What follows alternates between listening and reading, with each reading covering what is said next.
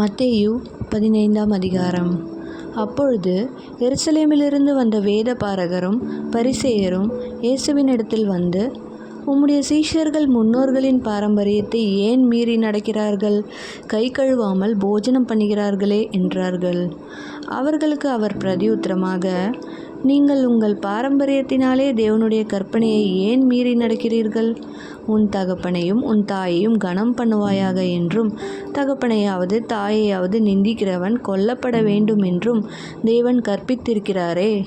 நீங்களோ எவனாகிலும் தகப்பனையாவது தாயையாவது நோக்கி, உனக்கு நான் செய்யத்தக்க உதவி எது உண்டோ அதை காணிக்கையாக கொடுக்கிறேன் என்று சொல்லி, தன் தகப்பனையாவது தன் தாயையாவது கனம் பண்ணாமற் போனாலும் அவனுடைய கடமை தீர்ந்ததென்று போதித்து, உங்கள் பாரம்பரியத்தினாலே தேவனுடைய கற்பனையை அவமாக்கி வருகிறீர்கள்.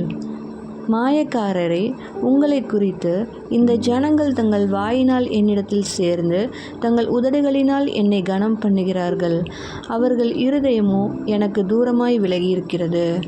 மனுஷருடைய கற்பனைகளை உபதேசங்களாக போதித்து வீணாய் எனக்கு ஆராதனை செய்கிறார்கள் என்று ஏசாயா தீர்க்கதரிசி நன்றாய் சொல்லியிருக்கிறான் என்றார்.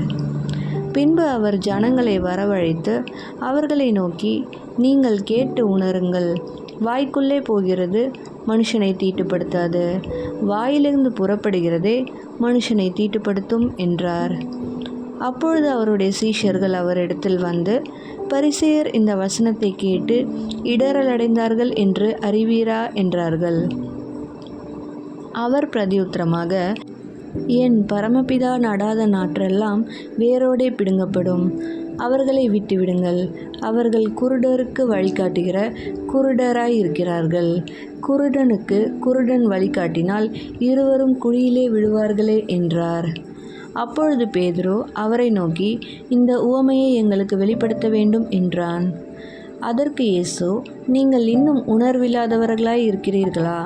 வாய்க்குள்ளே போகிறதெல்லாம் வயிற்றில் சென்று ஆசன வழியாய் கழிந்து போம் என்பதை நீங்கள் இன்னும் அறியவில்லையா? வாயிலிருந்து புறப்படுகிறவைகள் இருதயத்திலிருந்து புறப்பட்டு வரும். அவைகளே மனுஷனை தீட்டுப்படுத்தும்.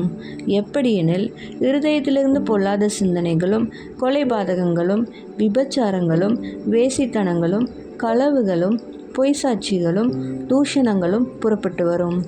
இவைகளே மனுஷனை தீட்டுப்படுத்தும். கை கழுவாமல் சாப்பிடுகிறது மனுஷனை தீட்டுப்படுத்தாது என்றார். பின்பு இயேசு அவ்விடம் விட்டு புறப்பட்டு தீரு சீதோன் பட்டணங்களின் திசைகளுக்கு போனார்.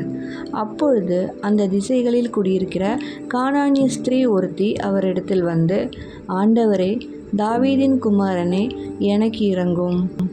என் மகள் பிசாசினால் கொடிய வேதனைப்படுகிறாள் என்று சொல்லி கூப்பிட்டாள். அவளுக்கு பிரதியுத்தரமாக அவர் ஒரு வார்த்தையும் சொல்லவில்லை.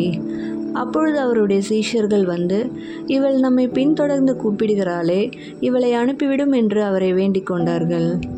அதற்கு அவர், காணாமற் போன ஆடுகளாகிய இஸ்ரவேல் வீட்டாரிடத்திற்கு அனுப்பப்பட்டேனே அன்றி மற்றபடி அல்லவென்றார். அவள் வந்து, ஆண்டவரே, எனக்கு உதவி செய்யும் என்று அவரை பணிந்து கொண்டாள். அவர் அவளை நோக்கி, பிள்ளைகளின் அப்பத்தை எடுத்து நாய்க்குட்டிகளுக்கு போடுகிறது நல்லதல்ல என்றார். அதற்கு அவள், மெய்தான் ஆண்டவரே, ஆகிலும் நாய்க்குட்டிகள் தங்கள் எஜமான்களின் மேஜையிலிருந்து விழும் துணிக்கைகளை தின்னுமே என்றாள்.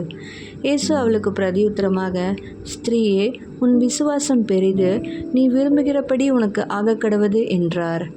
அந்நேரமே அவள் மகள் ஆரோக்கியமானாள். இயேசு அவ்விடம் விட்டு புறப்பட்டு கலிலேயா கடல் அருகே வந்து ஒரு மலையின் மேல் ஏறி அங்கே உட்கார்ந்தார். அப்பொழுது சப்பாணிகள், குருடர், ஊமையர், ஊனர் முதலிய அநேகரை திரளான ஜனங்கள் கூட்டிக் கொண்டு இயேசுவினிடத்தில் வந்து அவர்களை அவர் பாதத்தில் வைத்தார்கள். அவர்களை அவர் சுஸ்தப்படுத்தினார். ஊமையர் பேசுகிறதையும் ஊனர் சுஸ்தமடைகிறதையும் சப்பாணிகள் நடக்கிறதையும் குருடர் பார்க்கிறதையும் ஜனங்கள் கண்டு ஆச்சரியப்பட்டு இஸ்ரவேலின் தேவனை மகிமைப்படுத்தினார்கள். பின்பு இயேசு தம்முடைய சீஷர்களை அழைத்து, ஜனங்களுக்காக பரிதபிக்கிறேன். இவர்கள் என்னிடத்தில் 3 நாள் தங்கியிருந்து சாப்பிட ஒன்றுமில்லாதிருக்கிறார்கள். இவர்களை பட்டினியாய் அனுப்பிவிட எனக்கு மனதில்லை. வழியில் சோர்ந்து போவார்களே என்றார். அதற்கு அவருடைய சீஷர்கள், இவ்வளவு திரளான ஜனங்களுக்கு திருப்தி உண்டாகும்படி வேண்டிய அப்பங்கள் இந்த வனாந்தரத்திலே நமக்கு எப்படி அகப்படும் என்றார்கள். அதற்கு இயேசு, உங்களிடத்தில் எத்தனை அப்பங்கள் உண்டு என்று கேட்டார். அவர்கள் 7 அப்பங்களும் சில சிறு மீன்களும் உண்டு என்றார்கள். அப்பொழுது அவர் ஜனங்களை தரையில் பந்தியிருக்க கட்டளையிட்டு அந்த 7 அப்பங்களையும் அந்த மீன்களையும் எடுத்து ஸ்தோத்திரம் பண்ணி பிட்டு தம்முடைய சீஷர்களிடத்தில் கொடுத்தார். சீஷர்கள் ஜனங்களுக்கு பரிமாறினார்கள். எல்லாரும் சாப்பிட்டு திருப்தியடைந்தார்கள். மீதியான துணிக்கைகளை 7 கூடை நிறைய எடுத்தார்கள். ஸ்திரீகளும் பிள்ளைகளும் தவிர சாப்பிட்ட புருஷர் 4000 பேராய் இருந்தார்கள். அவர் ஜனங்களை அனுப்பிவிட்டு படவில் ஏறி மக்தலாவின் எல்லைகளில் வந்தார்.